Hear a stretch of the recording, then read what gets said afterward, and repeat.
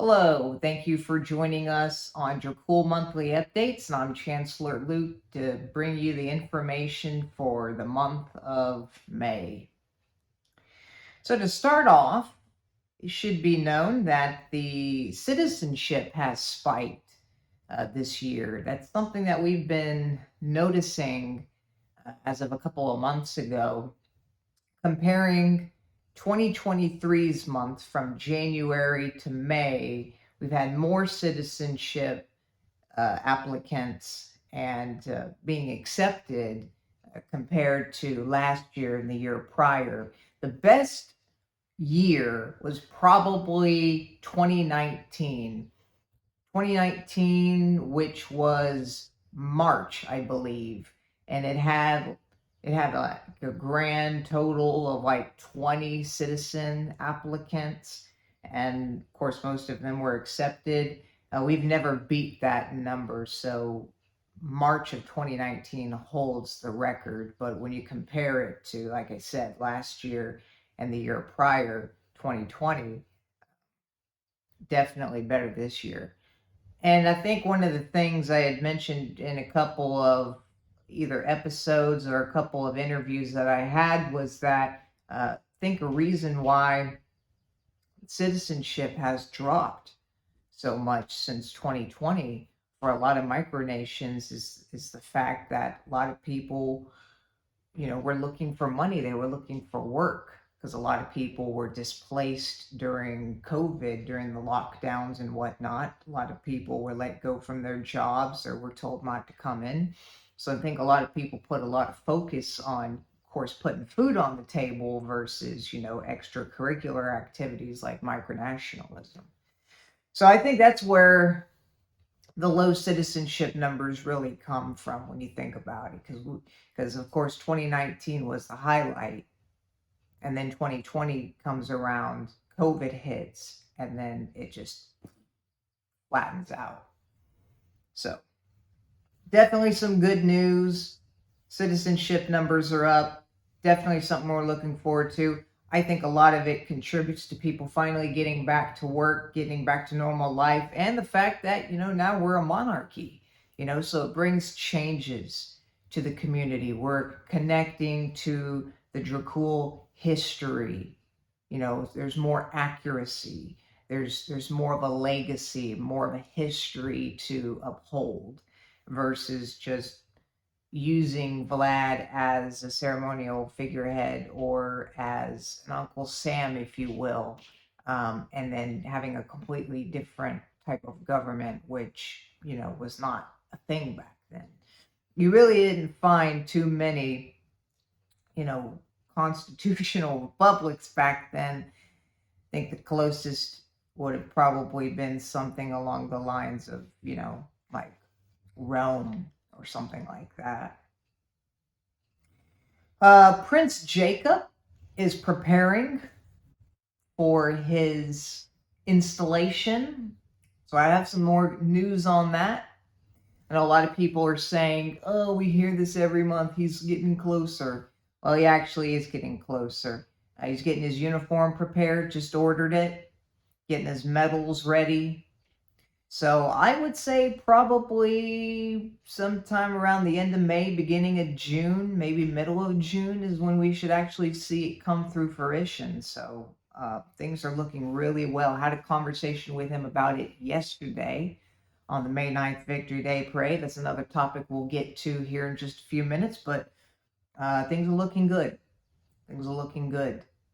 Things have finally calmed down for him at work, so it gives him more of an opportunity to actually be able to fulfill that ceremonial duty. So that's something that we're definitely looking forward to. But once we get a date and time scheduled for the actual installation, we'll of course be sure to let you know. And then of course we'll proceed forward with that. We are still accepting applications for Parliament. So if you are a Dracul citizen, or if you're interested in becoming a citizen and you want to do something in our government like Parliament, now's a great time to do it. We did postpone because we only had like 2 applicants who were interested in running for a member of parliament for their respective states.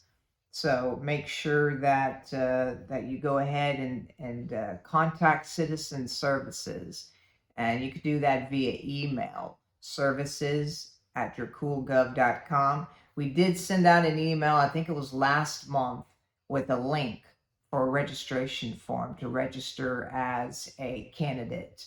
And we did, again, as I state, have a couple of people apply for that, but we're trying to get a few more in there. If we can get at least 3 or 4 or 5 into Parliament, then we'll be good to go. Try not to have an even number, because if you have an even number in Parliament and then there's a tie, it kind of makes it difficult to break that tie sometimes.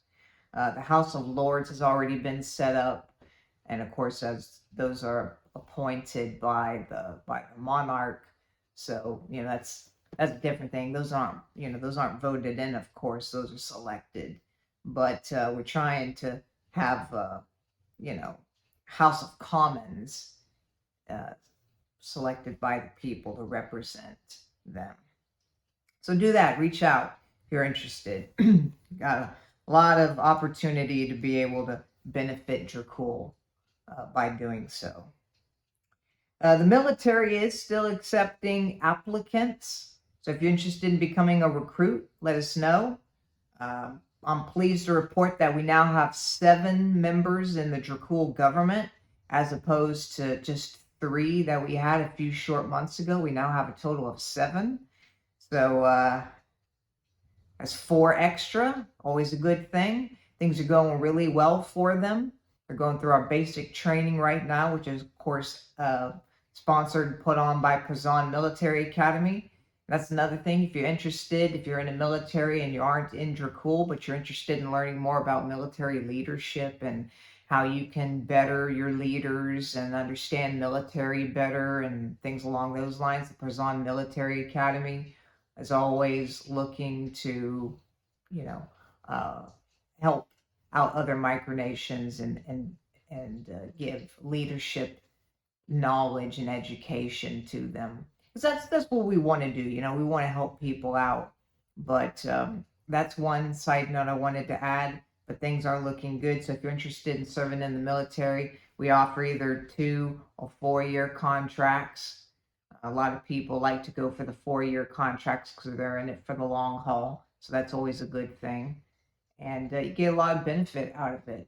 You really do. You do a really good job and you do what you're supposed to do. You get rewarded. And, you're a guardian. You're a defender of Dracul. Then we had the May 9th Victory Day Parade yesterday, of course, on May 9th. Not to be confused with the Russian Victory Day Parade. It just so happens that our Victory Day happens to fall on the same day as Russia's. That was not planned. That just happened to be a coincidence that occurred in 2018. We had, just to give you a little rundown of the story, I do have a speech that I gave on KBRN YouTube yesterday evening, if you'd like to go watch that. Give a little bit more of a history, but just give you a little short summary of it. Basically, had a intelligence director in 2018, atheist with extremist views, trying to persecute religious peoples, trying to banish them from Dracul. We caught wind of it. He was terminated. He rebelled by creating the Draculian Confederacy and then tried to overtake the government. That didn't work out too well in his favor, obviously, because we're still here with our initial government. And banished from the community at that point, or arrested, I guess, if you really want to put it into a simulation type experience. But he was banished ultimately, no longer a part of Dracul. So that's something that we celebrate, because it ended. They surrendered on May 9th, 2018. So it's always a historic moment, a holiday that we celebrate here in Dracul. We didn't have an in-person physical ceremony like we usually do every year, because it's been raining all week and flood warnings. And, it's just not the right weather for it. So we we went ahead and just canceled it. But I did, again, still give a speech. So check that out on the Dracul YouTube channel. And that's about all the time we have today and all the topics. So I'd like to thank you for joining us on the Dracul Monthly Updates. We'll see you in June. And y'all have a great rest of your month and take care.